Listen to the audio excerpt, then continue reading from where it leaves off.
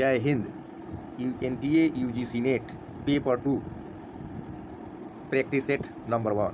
निम्नलिखित में कौन सी विज्ञान के दर्शन की वह शाखा है जो अस्तित्व के परिणत से संबंधित है? उत्तर प्रत्यक्षवाद ये नहीं है, संरचनावाद ये भी नहीं है, वैज्ञानिक यथार्थवाद ये भी नहीं है। तो सातामूलक व्यष्टि विज्ञान ये जो है दर्शन विज्ञान की शाखा से है, इसलिए इसका आंसर सी होगा।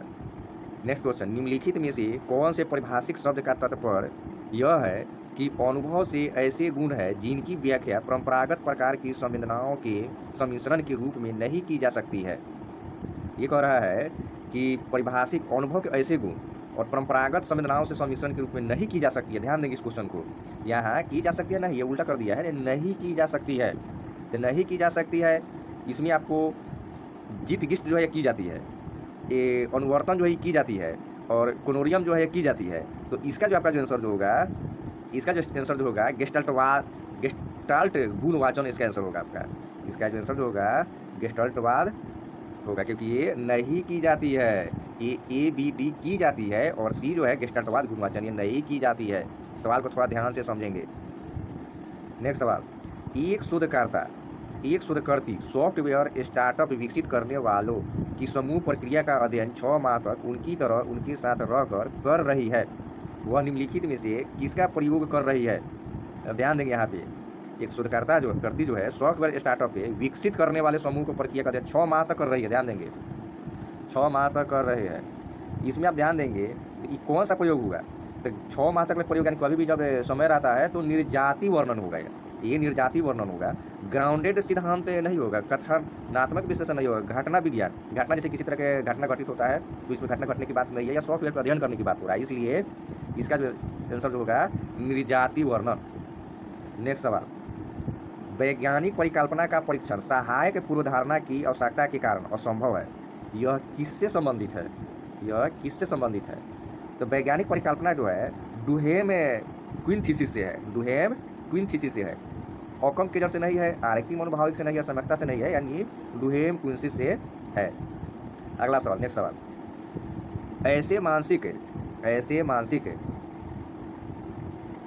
ऐसे मानसिक शॉर्टकट जो समस्या के एक पहलू पर ध्यान केंद्रित करता है जबकि दूसरे पहलू को नज़रअंदाज कर देता है का प्रयोग करते हुए वर्णन करना निम्न में से कौन सी किससे संबंधित है? तो ये ध्यान आप देंगे, बंध प्रभाव यानी फ्रेमिंग ये नहीं है, विश्वास ये भी नहीं है आपका, ये सब नहीं है, मानसिक विन्यास ये भी नहीं है। आपका आंसर होगा स्वानुभाविक शोध प्रणाली। इसका आंसर जो होगा स्वानुभाविक शोध प्रणाली। नेक्स्ट सवाल, 60 मधुमेह के मरीजों के मनुष्यचिंतित परीक्षण की सहायता से मापन किया गया, 1 महीने बाद उन्हीं मरीजों का उसी परीक्षण की सहायता से पुनः परीक्षण किया गया। दोनों परीक्षणों के मध्यमान अंतर का टी परीक्षण की यानी टी टेस्ट सहायता से निर्धारण किया गया। इस टी परीक्षण से संबंधित मुक्ति प्रमाण संख्या क्या है? यानी 60 मधुमेह के बारे में बताया जा रहा है आपको ये 60 मधुमेह के बारे में बताया जा रहा है। तो 60 मधुमेह जब होगा तो इसमें स्पष्ट कहा जा रहा है कि 1 महीने, यानी 60 मधुमेह में जिसमें 1 महीने और टी परीक्षण दिया गया है, तो इसका जो आपका आंसर जो होगा सी हो जाएगा, यानी 59 हो जाएगा। ये आपका 59 हो जाएगा, क्योंकि इस फॉर्मूला पे है, तो इसमें कैलकुलेशन करके नेक्स्ट वीडियो में फिर हम बना के भेजेंगे, नेक्स्ट वीडियो फिर आप देख लेंगे। नेक्स्ट सवाल, गहनता प्रत्यक्षण में किस प्रकार के बीम प्रयुक्त किए जाते हैं? गहनता प्रत्यक्षण में, तो गहनता प्रत्यक्षण में त्रिविमीय बीम किया जाता है, एक विमीय बीम नहीं किया जाता है, द्विविमीय बीम नहीं किया जाता है, और चतुर्विमीय बीम नहीं किया जाता है, त्रिविमीय किया जाता है। कुल कोलेस्ट्रॉल का निर्धारण निम्नलिखित में से किस मान को जोड़ने पर किया जाता है? तो ये का आंसर जो हो जाएगा HDL plus LDL plus triglyceride का 20%, यानी आपका डी आंसर होगा। ये सब आपका आंसर नहीं होगा। अगला सवाल आपका, नेक्स्ट सवाल,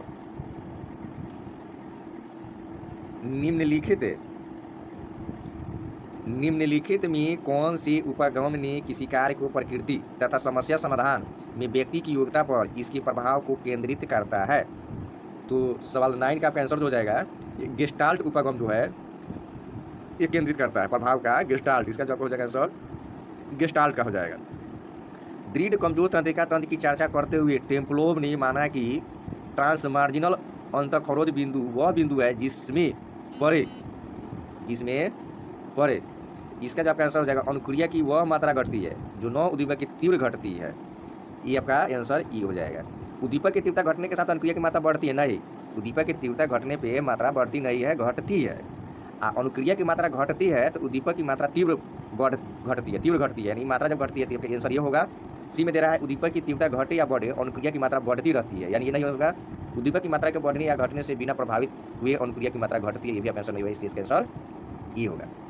नेक्स्ट सवाल, बहुलित उपगम परिहार द्वंद्व, ध्यान देंगे परिहार जो होता है वह ऋणात्मक की बात होता है, परिहार, और उपगम जो होता है वह यानी परिहार जो है नकारात्मक समझिए और उपगम को सकारात्मक, ये सकारात्मक होगा। तो अब कहा जा रहा है बहुलित उपगम परिहार द्वंद्व के कोई व्यक्ति उपगम में किसके बीच चुनना होता है।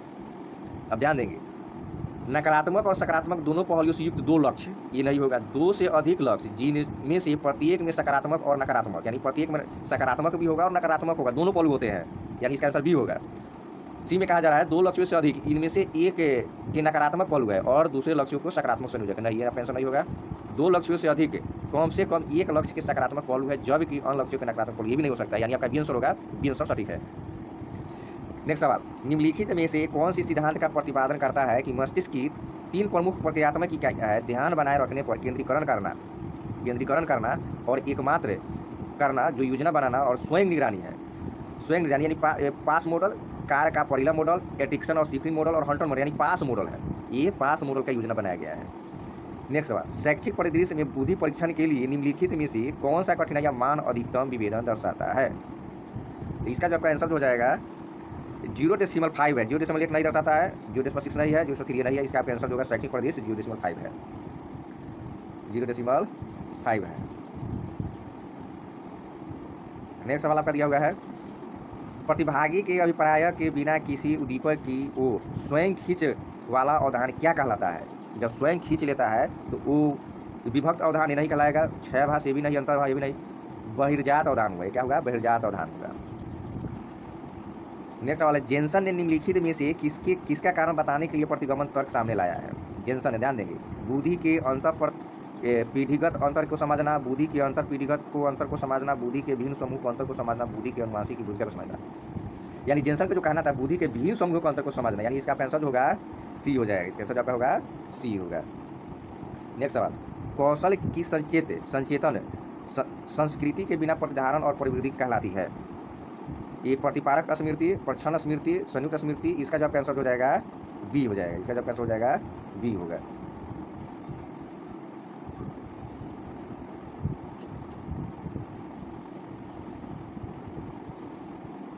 इसका जो आपका आंसर हो जाएगा बी होगा। नेक्स्ट सवाल,